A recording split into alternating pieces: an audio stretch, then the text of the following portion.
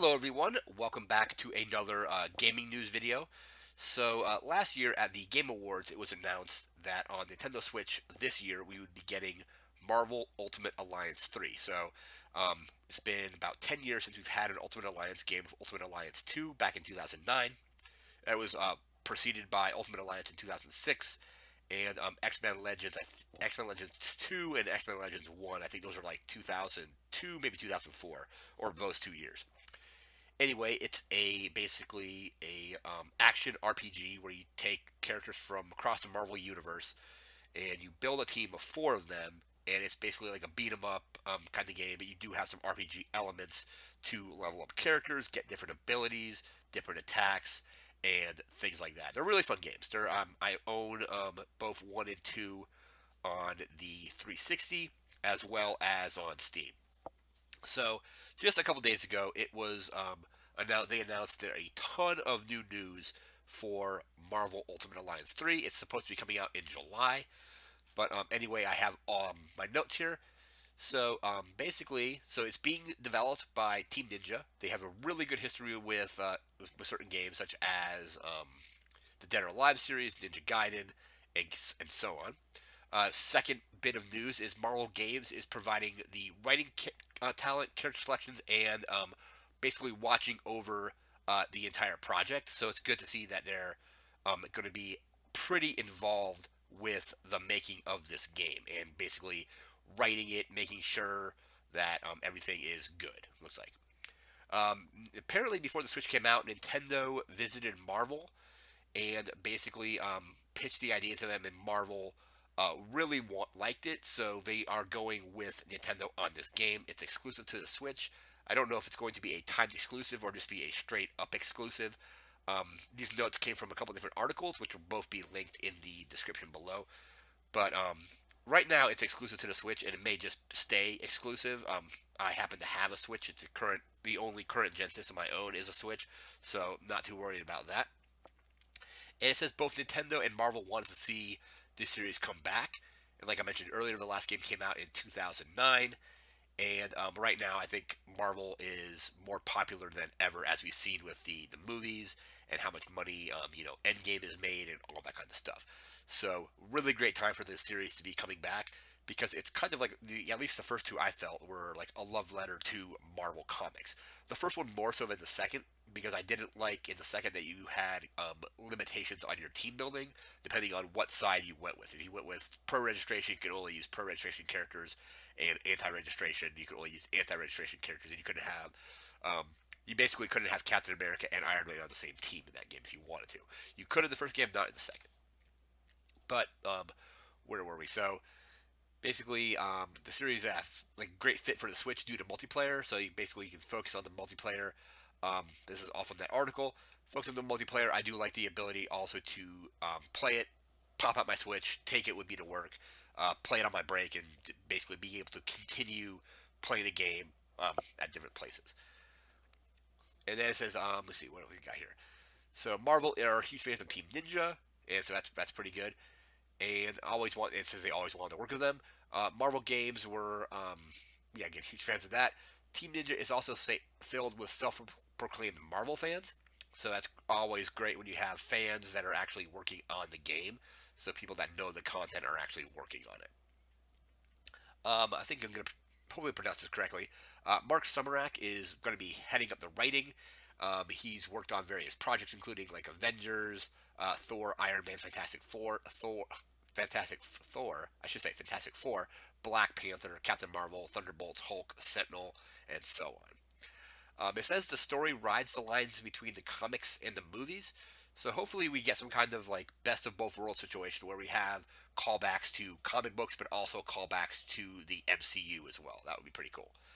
So hopefully we get kind of like movie references as well as comic references. It says there can be tons of Easter eggs and Easter eggs in the game. That's to be expected. It says the story starts off on the Milano with the Guardians of the Galaxy. I'm not sure if this is related to the comic or the movie. So if it's the Milano and if it's ties into the movie, it's like Guardians 1 basically, because I think they renamed it the Benatar in Guardians 2 and Infinity War. So it was the Milano, at least when it was just Star Lord ship, it was called that. Anyway, it starts off on the Milano with the Guardians. Um, rocket sensors pick up a reading from a Kree warship. So Kree obviously being the race that we see in Guardians of the Galaxy as well as Captain Marvel. So there's basically like an abandoned Kree warship that the game starts off on. It says they basically board the ship and come across Nebula and Ronan and Proxima Midnight. So this looks like there's going to be, um, I believe in the trailer, it looks like Nebula is working with the Black Order. So the subtitle for the game is Marvel Ultimate Alliance 3: The Black Order. And so the Black Order basically are Thanos' minions, kind of, or his like his basically his henchmen at this point, as we see in the movie as well. Basically says the Infinity Stones are on the ship, and there's a fight between them, and it basically sends the stones across the universe. Next point from the notes are characters are introduced with word graphics featuring names and witty descriptions. Okay.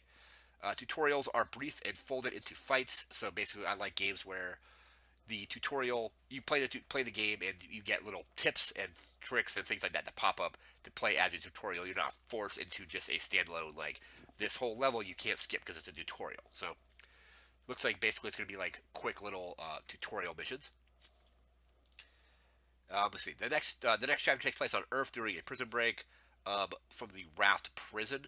So Raft being kind of like this prison for like superheroes. I believe we see it in. Um, I watch the movies more than I read the comics, but in the movie we see the Raft in Captain America: Civil War. So that will be pretty cool. What else do we have here? So select characters. You can select characters at the blue shield points and change any combination. So like the first and second game, you would basically go up to these little shield check marks and checkpoints, I should say, and that's where you can kind of like tweak your team build, change up your build. There's going to be team bonuses, like I believe there were team bonuses in the last game. So if you use like a team that was all X Men, you would get a bonus. If you use certain other characters, you get a boost to certain things. So the one shown here is, let me see, I think it was a women's team or something like that. Yeah, so it's get a Women of Marvel team up bonus for select all female combination of characters. Basically, so if you have all females, you do that. And then it says there's going to be other combinations as well that you can kind of try to find, and some will stack. So if you do like all women that are Avengers, you might get the all women bonus plus an Avengers bonus for your team. So it says Spider-Man and Miles Morales teaming up gets you a Web Warriors bonus. So we're gonna have both Peter Parker and Miles Morales. I believe Gwen or Spider Gwen Stacy's also in the game. At least at the moment, she's been confirmed as a character in that. But we have multiple attribute bonuses can run at once. So basically, like I said earlier, you'll get bonuses will stack up. It looks like so if you have again Spider-Man and Miles Morales and Spider Gwen, and if there's any other Spider-Man characters, maybe like an all Spider-Man team combination. And we'll have to see what other characters are confirmed. I'll get to those a little bit later in the video. But there's a large list of characters. I don't know if that is the complete finalized list yet. So we may get other characters that are not in that list. So again, we get that bonus with Spider-Man. It says other attribute a bonus includes like Agent of Shield, Wisecracking Warriors. I'm imagining that's Deadpool and Spider-Man, Femme Fatale's Defenders, Midnight Suns, and more. So there's gonna be different like bonuses you can find. Each character will have a general style of attack and speciality, all of which can be leveled up. So basically, you're going to like the first game, take a character and choose different aspects of that character to level up. That's really cool. Scarlet Witch, for example, can buff her teammates with a radius healing effect. So she can basically be your healer. And if you're doing like a kind of like maybe like a Thor and maybe Hulk could be your tanks, she could be your healer. That's that kind of thing. So it says Daredevil can use radar sense to identify weaknesses. So Daredevil's going to have that ability. It gets to hear about Rocket and Groot. So Rocket and Groot are a single playable character, but they work basically it's two characters, but they play as one character. So that's gonna be really cool with Rocket and Groot. Basically, I imagine Rocket, if depending on what version of Groot it is, if it's Baby Groot or Teenage Groot or Adult Groot, it'd be cool if they had all three that you could change between. I don't know if they're going to do that, but I imagine Rocket could, for example, sit on Groot's shoulder like he did in the first Guardians movie and kind of just fire his gun off of Groot while Groot's doing his own thing. So we have Rocket and Groot as a single playable character, basically. Let's see where we are, where we were. Yeah, so Groot will be able to whip enemies with vines and then light them up with a quantum igniter. That's going to be one of his attacks. And it says the roster features over 2 dozen characters. It said hopefully there's going to be more. I believe the first and second games had 23 characters, not counting the characters that were exclusive to certain consoles. So certain, like the Xbox 360 had a certain exclusive characters, as the PlayStation 3 had certain exclusive characters. The game was on a wide variety of platforms. So it was on the Game Boy Advance, and they had certain characters that were exclusive to that. So it looks like we have 23 characters. Yeah, 23 characters in Marvel Ultimate Alliance. Um, 23 also in Marvel Ultimate Alliance 2, but that game had much more restrictive team building because you couldn't go pro registration and anti registration. I think the last time I played it's been a while since I played it, but the game basically forces you to take a side, and then you have access to just those characters. And maybe I think you also had access to characters that can slot into any side. But for example, like I said earlier, you couldn't have Captain America and Iron Man on the same team because of the two different factions. There's going to be XP cubes that'll boost your experience quickly when picked up. So it looks like it's going to be kind of maybe Diablo-like, where you're basically defeating enemies, getting XP, and picking up these cubes to level up your characters. We'll have to see how that works out when you actually play it. So it says you can use a lower level character with other higher powered characters to boost their XP quicker. So I like this because in the first two games I felt like I was getting stuck with always having be like, I don't know if I want to play that character because I'm level, my squad is level 10 and the guy's still level 1. I don't remember if there was a speed boosting thing in the original game or not, but it looks like you'll be able to run with like a high level team and then swap one character out for a lower level character, and that lower level character will level up faster, hopefully. So you can then, if you really want to play that character, it'll allow you to level them up, get them to where that character needs to be, and then you'll be able to play them at those higher levels. And it looks like it's going to level up fairly fast with those bonuses. Again, 4 characters on screen at a time. Customers' characters can be customized with different abilities and stats. So, like the first two games, you're going to be able to focus on different stats and different abilities. Um, there's a classic camera option for a wide field view and a heroic camera for up close look. Um, not sure how I feel about the up close camera because from what I've read across the one article people have actually played it is the game is still fairly chaotic. So I remember in the original and the second game, often playing as a certain character and then kind of losing track of where that character was just because of all the action on screen. Because you have the 4 playable characters or the 4 characters on your team, plus all of the enemies that you're fighting and things like that. And you have various like effects going on, like you have these playing as Iron Man, you have these repulsor blasts going on. Wolverine might be swinging his claws around and causing like motion blur on his claws. So characters can kind of get lost when there's that much chaos going on at the screen at the same time. So having this up close camera angle might make that even more chaotic. I'm not really sure. Once I get in the game, I'll definitely try with both camera options and see which one looks better. I'm sure the up close one will look cool, but it probably won't be as functional as the wide angle camera. So again, we have those different camera options. There's going to be synergy attacks and unique abilities that combo between two heroes. So they've done this in the previous games. The example that they use in the article, and the one that I always kind of mention is, and they even use it in the movies, is Captain America and Iron Man teaming up. So Captain America puts up a shield, Iron Man blasts it with repulsor blasts, and it sends the beams out in multiple directions and hits multiple targets. So that'll probably be in the game as well, and that's the example that they use in this article here. So, for example, the other synergy attack is that Thor and Storm can team up, and they can create a cyclone. So, you have like maybe like Hulk brings in, or not Hulk, Thor does something, and then Storm does something, and it creates this cyclone, maybe a cyclone of electric energy. I'm not really sure how it's going to look on screen, but basically that's another team up attack that they can do as well. So that is between Thor and Storm, and they feature button prompts that you have to hit to activate them. There's also something called extreme attacks are activated by both triggers when your EX gauge is full. This flashes a character portrait on screen and lets other players join in. Basically, it's like kind of like all 4 heroes, from what it sounds like, team up together, do this ultimate attack. It clears the screen. It has like a damage counter and things like that go off. So that's going to be really interesting. It's going to be fun trying to find out what all the different like combo attacks are and what the ultimate attacks do, and basically like which characters will interact better with other characters, and things like that. There's definitely going to be a lot of um, kind of experimentation going on with this game. So those are the extreme attacks. It says enemies have all sorts of attacks as well. They have a stagger bar that will empty until they're stunned. I guess you can stun them and then knock them out. I'm not sure how that's going to work. There's a boss battle, for example, against Electro and Venom. It takes place on the Raft prison. It says in this battle, Venom must be lured into sparkly hot spots that trigger a sonic alarm and then basically allow him to be attacked. So it sounds like if he's like fully encased in the symbiote, he won't be able to be damaged. You lure him into these like areas, and then I imagine it like opens the symbiote up or pulls it off of him temporarily, and then you're able to attack him when he's just in Eddie Brock form for that brief moment. So there's going to be basically a lot of the boss battles in the Marvel Ultimate Alliance games are basically patterned. You figure out the pattern, you can then beat the boss. But that's not a bad thing. So it's gonna be interesting to see how all these boss battles play out. So that's how you fight Venom.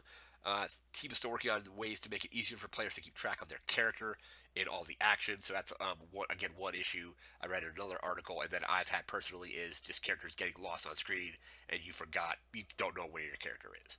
So hopefully some kind of way that you can tell if you have a red circle, like let's say I'm playing with three other people, and maybe my character has a red circle under them, the other character has blue, green, maybe yellow, probably different some colors to help you know who basically is on your team and what character you are. For example, let's see. There's an alliance enhancement system includes upgrades that apply to your whole team. They're unlocked through credits and enhancement points, and you must unlock them. Nice, and you must unlock points to gain access to adjacent um, nodes. Hopefully, so adjacent nodes basically sounds like the grid system, the sphere grid from Final Fantasy X, where if I have a point here and I want to get all the way over here, I have to connect these 2 points together to get like, let's say just straight down. It's like a point here, point here, point here. Unlock that one, unlock that one, unlock that one. That's what it sounds like for that. Hopefully, this doesn't mean there's going to be a pay to win system in this, or like premium currency to basically unlock these enhancement points. I don't know. We'll have to wait and see on that. I'm hoping there's not going to be any kind of um, like digital currency that you can purchase with real currency. Hopefully, it's all right. You beat that level. You got 1,000 credits or whatever it might be. So we have that. There's an enhancement system. But you can also focus on individual characters to power them up. And standard leveling opens all four primary abilities for a character. So again, each character has four abilities, and then they can be leveled up individually. And the one thing that sounds really interesting is this IO8 system. So from what I've read so far, it says IO8. This is from the article. ISO8 is an equipable element that lets you tweak a hero's capabilities in a fight. These can decrease damage taken from decrease damage taken when health is low, increase health orbs dropped, increase stun chances, decrease damage taken by piercing attacks, and shock attributes to attacks and more. So it sounds like it's kind of a combination of in Diablo 3 you have the rune system and the gem system. So if I put like a gem in a certain weapon, it might say you have a chance to regain health when you hit an enemy, or the runes like interact with some of your other attacks. So hopefully that's something cool where you can basically I want to apply this element to Captain America's shield, and then the shield then has a chance to stun enemies or electrify them once I've done that. So the ISO8 thing sounds like it's going to be really interesting, a really interesting way to customize your characters.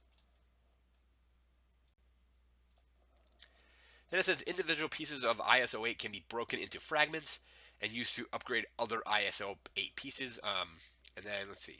We have our confirmed characters thus far include Black Panther, Black Widow, Captain America, Captain Marvel, Crystal, Daredevil, Deadpool, Doctor Strange, Drax, Falcon, Gamora, Hawkeye, Hulk, Iron Man, Miles Morales, Ms. Marvel, Nightcrawler, Rocket and Groot, as again they're one character. Scarlet Witch, Spider-Man, Spider-Gwen, Spider-Man, Star-Lord, Storm, Thor, Venom, Wasp, and Wolverine. There's gonna be something called the Infinity Trials, which offer new twists and variations on battles. This sounds like kind of like challenge mode, like beat this time. Like you have a minute to beat as many characters or opponents as possible, or you have to basically beat all these characters only using one attack type, something like that. So the Infinity Trial sounds like they're going to add quite a bit of replay value to the game. And it says these trials are split into groups, and each has a series of challenges to tackle. New trials open up as you complete previous entries. There's going to be rewards in Infinity Trials that can't be gained anywhere else, so it looks like you'll be able to get like certain maybe items, certain upgrades or ability upgrades that only are available in those trials. So we got that. Those are the, let's see, new Infinity Trials. Yeah, they open up after previous entries.